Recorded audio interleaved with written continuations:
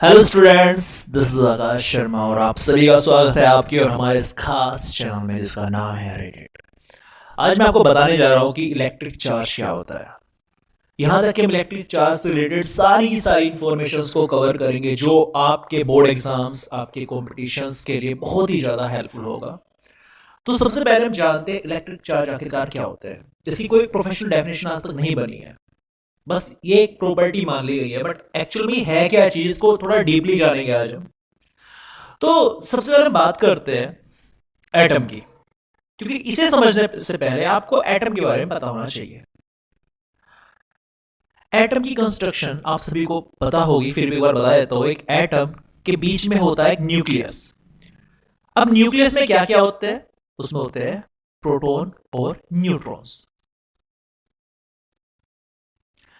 इस न्यूक्लियस के चारों ओर घूमते रहते हैं कौन? इलेक्ट्रॉन्स। इलेक्ट्रॉन्स इसके चारों ओर रिवॉल्व करते रहते हैं, चारों घूमते रहते हैं। अब हम अगर बात करें इनके ऊपर चार्ज किस टाइप के होते हैं। इलेक्ट्रॉन पर नेगेटिव चार्ज होता है, प्रोटॉन पर पॉजिटिव चार्ज होता है, और न्यूट्रॉन पर, जैसे इसके नाम से पता चल रहा है, ये न्यूट्रल है, तो इस पे जीरो चार्ज होता है। मतलब ये न्यूट्रल है, इस पे कोई चार्ज नहीं होता। तो ये नेगेटिव चार्ज हो गया, ये पॉजिटिव चार्ज हो गया, और ये न्यूट्रल हो गया। अब हम बात करते हैं कि किसी भी एटम से क्या चीज फ्री हो सकती है। जो प्रोटॉन और न्यूट्रॉन होते हैं वे बहुत ही स्ट्रोंगली तरीके से इस न्यूक्लियस के अंदर बंधे रहते हैं, लेकिन जो इलेक्ट्रॉन्स होते हैं वे फ्री होने के बाद इजीली मूव कर सकते हैं। तो जो फ्री होने की जो कैपेबिलिटी होती है वो इलेक्ट्रॉन्स के अंदर होती है, ना कि प्रोटॉन और न्यूट्रॉन के अंदर। अब इलेक्ट्रॉन जब फ्री होंगे, बाहर निकलेंगे, तो ये चल फिर भी सकते हैं किसी कंडक्टर के अंदर। एग्जाम्पल लेते हैं इस चीज का। मान के चलो आपके सामने कोई ऑब्जेक्ट है, तो ऑब्जेक्ट कुछ भी हो सकता है। मान के चलो ये कोई कंडक्टर है। कंडक्टर जिस लाइक एक लोहे की प्लेट है, एक लोहे की प्लेट है, एक आयरन की प्लेट है। अब इसमें क्या है, इसमें ये सारे के सारे बहुत सारे मॉलिक्यूल से मिलकर बनी हुई है ये। और मॉलिक्यूल किससे मिलकर बने हुए हैं? एटम से। अब एटम में क्या है? बीच में न्यूक्लियस है, और न्यूक्लियस में प्रोटॉन और न्यूट्रॉन है, लेकिन कुछ क्या है? इलेक्ट्रॉन्स है। अब अगर इलेक्ट्रॉन्स यहां से फ्री हो जाए तो वे पूरी की पूरी जो ये प्लेट है इसमें कहीं भी मूव कर सकते हैं इजीली। तो इस पूरे के पूरे जो आपको डायग्राम के द्वारा क्या समझाया गया, वो ये समझाया गया कि कोई भी एटम तीन तरह के पार्टिकल से मिलकर बना होता है: इलेक्ट्रॉन, प्रोटॉन और न्यूट्रॉन। इलेक्ट्रॉन पर नेगेटिव चार्ज होता है, प्रोटॉन पर पॉजिटिव चार्ज होता है, और न्यूट्रॉन पर कोई चार्ज नहीं होता, वो न्यूट्रल होता है। ये फ्री टू मूव है,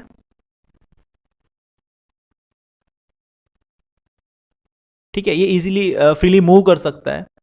ये नहीं कर सकता, ये भी मूव नहीं कर सकता। अब बात करते हैं इलेक्ट्रिक चार्ज की। तो एग्जांपल लीजिएगा, कभी Na प्लस Cl माइनस इस टाइप से आपने ये देखा होगा कि जब NaCl, Na पे पॉजिटिव आ गया, Cl पे नेगेटिव आ गया। क्यों आया? कहते हैं कि Na ने Cl को इलेक्ट्रॉन दे दिया, तो आया यहां पे एक प्लस एक माइनस।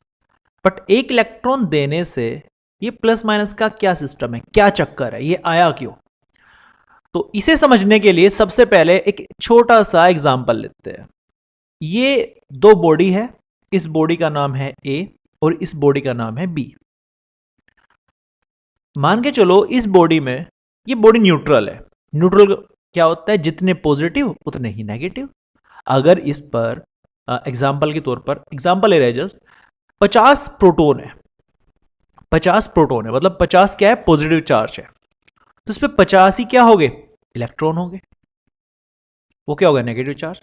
और प्लस के 50 और माइनस के 50 कितना हो गया? जीरो हो गया। तो नेट चार्ज कितना हो गया? जीरो हो गया। तो हम कह सकते हैं ये जो बॉडी है वो न्यूट्रल है। इसके पास फिलहाल जो प्रोटॉन है वो 40 प्रोटॉन है और 40 ही इलेक्ट्रॉन है। अब क्या हुआ कि ए से बी को टच कराया गया, या कोई भी इनके बीच ऐसा प्रोसेस कराया गया कि इनके बीच इलेक्ट्रॉन का ट्रांसफर स्टार्ट हो गया। इसके पास कुछ ज़्यादा इलेक्ट्रॉन थे, इसके पास थोड़े कम इलेक्ट्रॉन थे, तो इसने इससे इलेक्ट्रॉन देना शुरू कर दिया। अब मेरा क्वेश्चन ये है, इलेक्ट्रॉन देना ही क्यों शुरू किया गया, प्रोटॉन क्यों नहीं दिया गया? तो इसका साफ रीजन है, क्योंकि प्रोटॉन मूव नहीं कर सकते एक बॉडी से दूसरी बॉडी में। मूव कौन करते हैं? इलेक्ट्रॉन, क्योंकि यही फ्री हो सकते हैं, ये मैंने अभी आपको बताया है। तो बॉडी ए से बॉडी बी पे इलेक्ट्रॉन्स चले गए। कितने इलेक्ट्रॉन चले गए? 10 इलेक्ट्रॉन्स चले गए। अब अगर हम कैलकुलेशंस करें, तो यहां पर नेट चार्ज अब कितना होगा? देखो 50 प्रोटॉन थे पहले, अब भी 50 ही प्रोटॉन है। क्यों है? क्योंकि गए कौन है? इलेक्ट्रॉन गए हैं, ना कि प्रोटॉन। अब 50 इलेक्ट्रॉन थे, 10 इलेक्ट्रॉन्स चले गए, तो कितने बचे? 40 इलेक्ट्रॉन बचे। तो नेट कितना हो? प्लस के 50 और माइनस के 40, कितना हो गया? ये प्लस के 10 हो गया, प्लस के 10 हो गया। इसके पास 40 प्रोटॉन थे, अब भी 40 प्रोटॉन ही है, क्योंकि प्रोटॉन में तो कोई इजाफा नहीं हुआ, लेकिन 40 इलेक्ट्रॉन थे और 10 इलेक्ट्रॉन और आ चुके हैं, तो कितने हो चुके हैं? 50 इलेक्ट्रॉन हो चुके हैं। तो प्लस के 40 और माइनस के 50, यहां पे कितना होगा? माइनस के 10।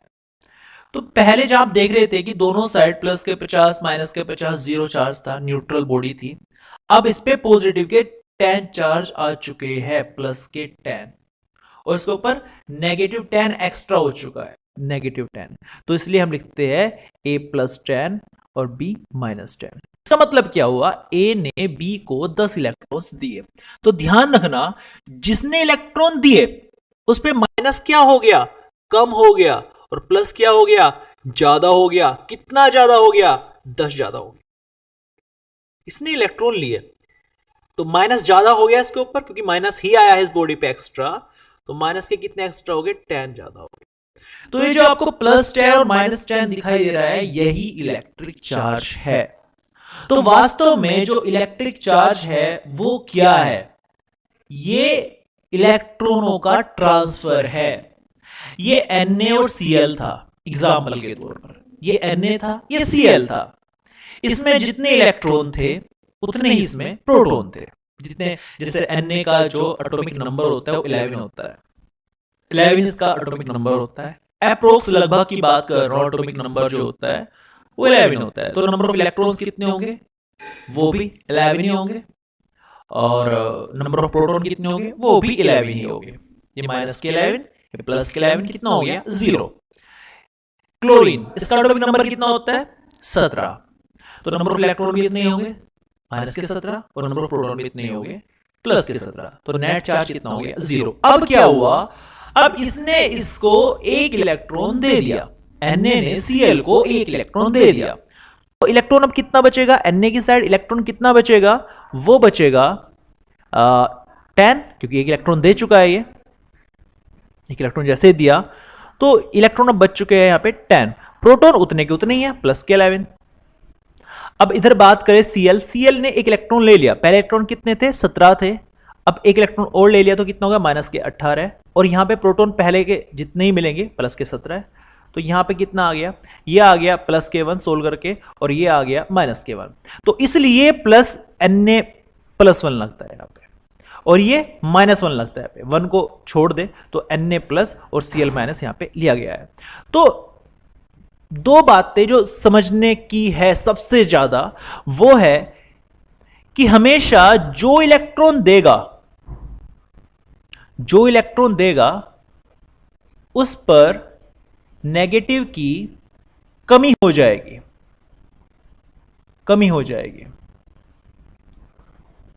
तो उस पर क्या आएगा? उस पर पॉजिटिव आएगा। और जो इलेक्ट्रॉन लेगा उस पर नेगेटिव की वृद्धि हो जाएगी, इंक्रीमेंट हो जाएगा। तो क्या होगा? तो उस पर नेगेटिव आएगा। तो इसलिए हम प्लस माइनस किस लिए लिखते हैं वो सब आपको मैं समझा चुका हूं। तो चार्ज कब आएगा? देखो Na और Cl पे कोई चार्ज नहीं था, लेकिन कुछ ही देर बाद यहां पे Na प्लस और Cl माइनस आया। क्यों आया? ये इसलिए आया क्योंकि Na ने Cl को इलेक्ट्रॉन दे दिया। तो जो चार्ज के आने का सोर्स है वो क्या है? Transfer of electrons. इलेक्ट्रॉन्स कितने भी हो सकते हैं, 1 इलेक्ट्रॉन्स, 2 इलेक्ट्रॉन्स, 3 इलेक्ट्रॉन्स। ये पॉइंटों में नहीं होंगे, क्यों नहीं होंगे, वो अगला टॉपिक है हमारा, वो आगे बताऊंगा आपको। तो ट्रांसफर ऑफ इलेक्ट्रॉन्स के कारण आपका जो इलेक्ट्रिक चार्ज है वो जन्म लेता है। तो इसलिए अब बात करते हैं हम, ये था इलेक्ट्रिक चार्ज। एक्चुअल में इलेक्ट्रिक चार्ज एक प्रॉपर्टी है जो इंक्रीमेंट और डिक्रीमेंट ऑफ इलेक्ट्रॉन्स के कारण अराइज होती है। एक बार फिर सुन लीजिए, जो इलेक्ट्रॉन के स्थानांतरण के कारण, ट्रांसफर के कारण जो प्रॉपर्टी अराइज होती है उसी को हम बोलते हैं इलेक्ट्रिक चार्ज।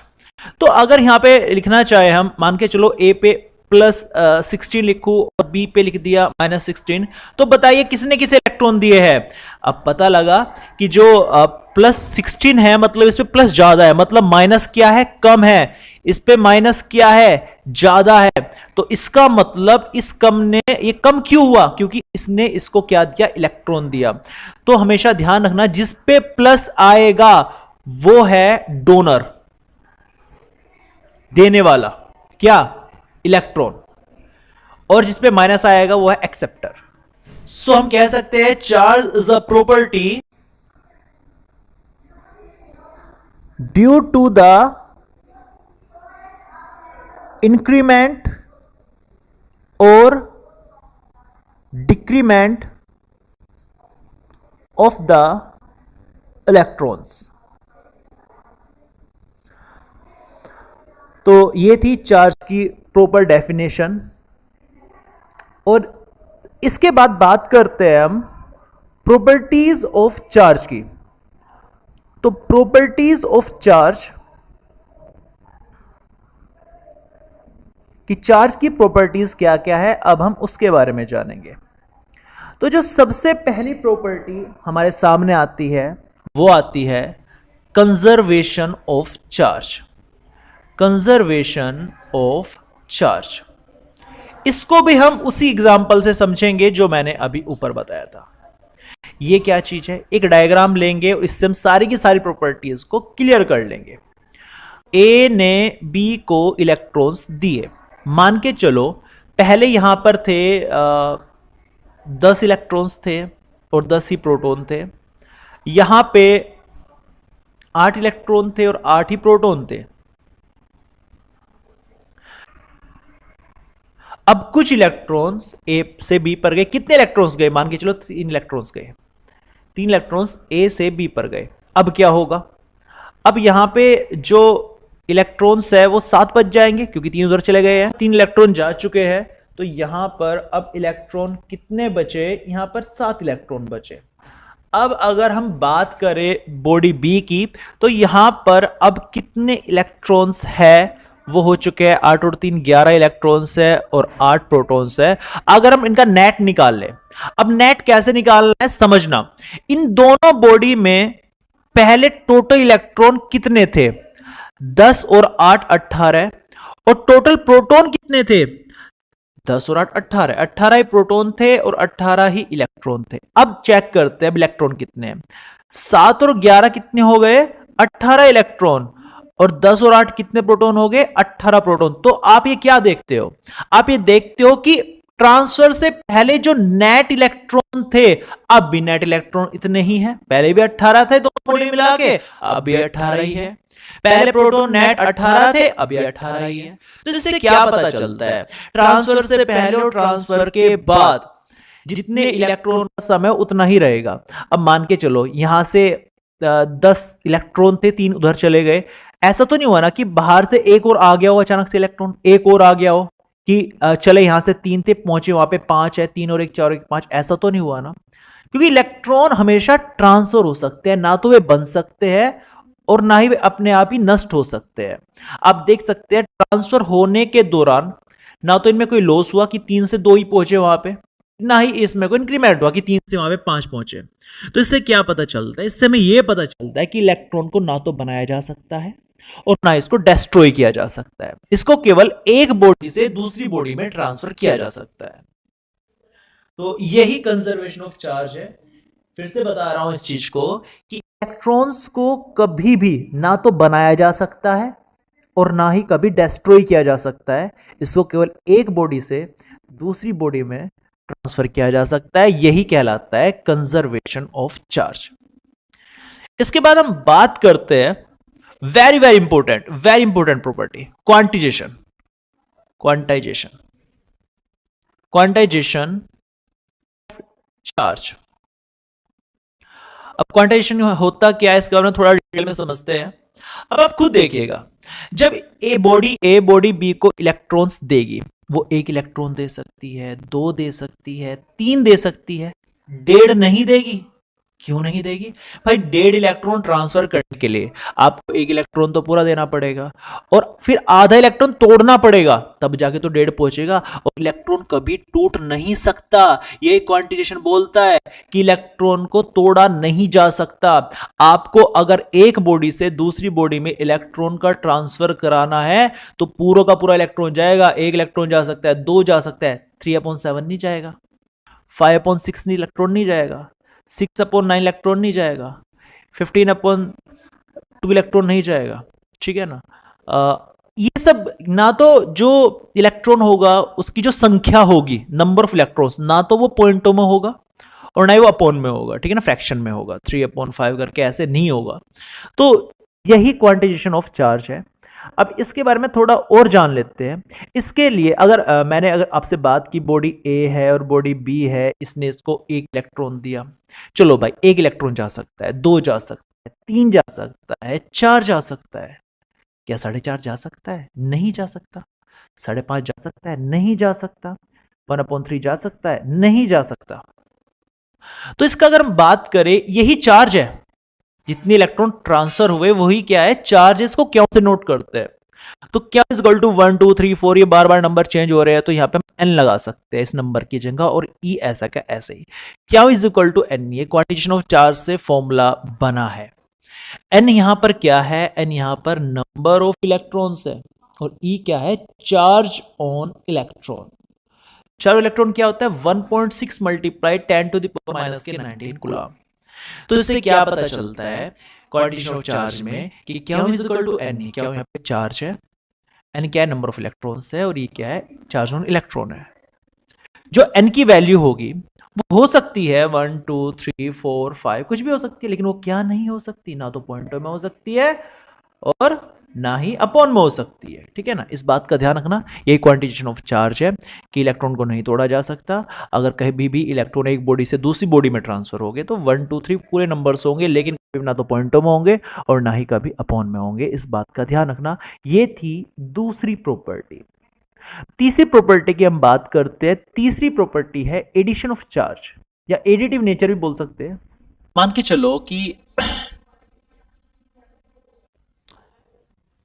ये कोई बॉडी है, इसके इस पोर्शन में -3 कूलम चार्ज है, इस पोर्शन में +5 कूलम चार्ज है, इस पोर्शन में -9 कूलम चार्ज है, इस पोर्शन में -11 कूलम चार्ज है, इसमें +23 कूलम चार्ज है, और यहां पर -5 कूलम चार्ज है।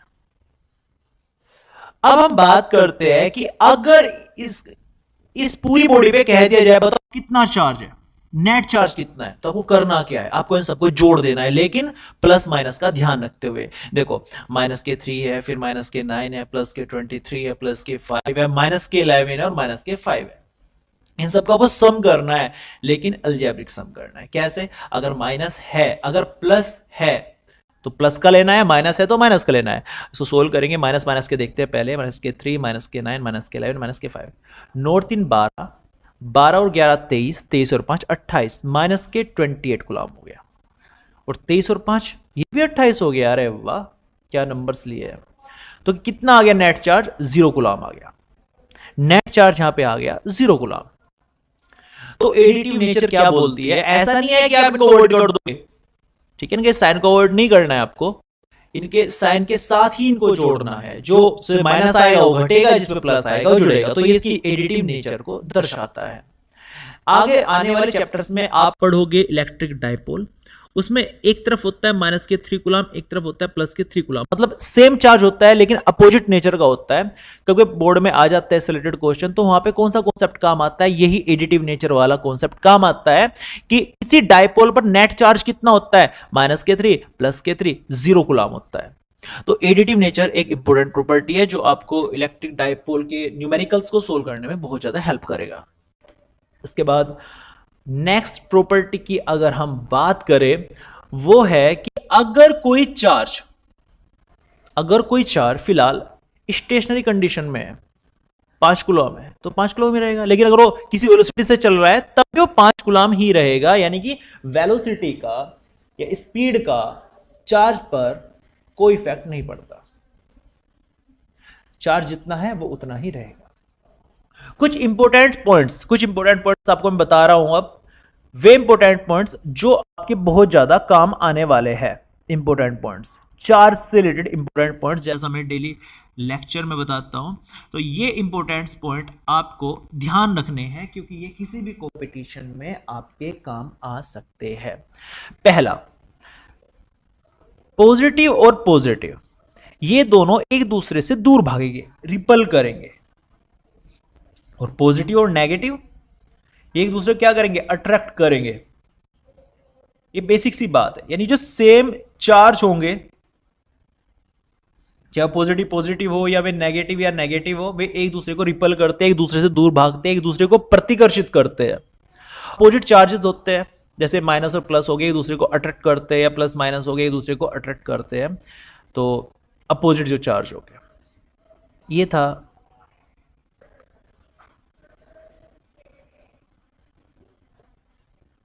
अपोजिट चार्ज होंगे, वे एक दूसरे को क्या करेंगे, अट्रैक्ट करेंगे। दूसरा इंपॉर्टेंट पॉइंट, इससे अगला जो इंपॉर्टेंट पॉइंट है, चार्ज जो है वो स्केलर क्वांटिटी है। चार्ज एक स्केलर क्वांटिटी है, यानी इसके लिए आपको किसी ओनली मैग्नीट्यूड की आवश्यकता होती है, डायरेक्शन की आवश्यकता नहीं होती है। ये वेरी इंपॉर्टेंट प्रॉपर्टी है। इसमें क्या बताया गया है, अगर कोई चार्ज्ड पार्टिकल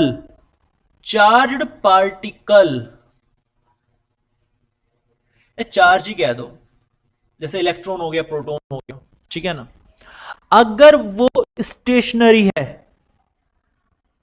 मतलब रुका हुआ है, अगर वो रुका हुआ है, एक जगह ठहरा हुआ है, तो वो इलेक्ट्रिक फील्ड प्रोड्यूस करेगा, इलेक्ट्रिक फील्ड। पहला पॉइंट। दूसरा पॉइंट, अगर कोई चार पार्टिकल किसी अनएक्सेलरेटेड मोशन के अंतर्गत आता है, एक्सेलरेटेड मोशन के अंतर्गत आता है, मतलब वो किसी मोशन में चल रहा है लेकिन उसकी जो मोशन है वो अनएक्सेलरेटेड है, मतलब उसकी जो वेलोसिटी है वो कांस्टेंट है, वो टाइम के साथ चेंज नहीं हो रही है। तो ऐसी कंडीशन में ये इलेक्ट्रिक फील्ड भी प्रोड्यूस करेगा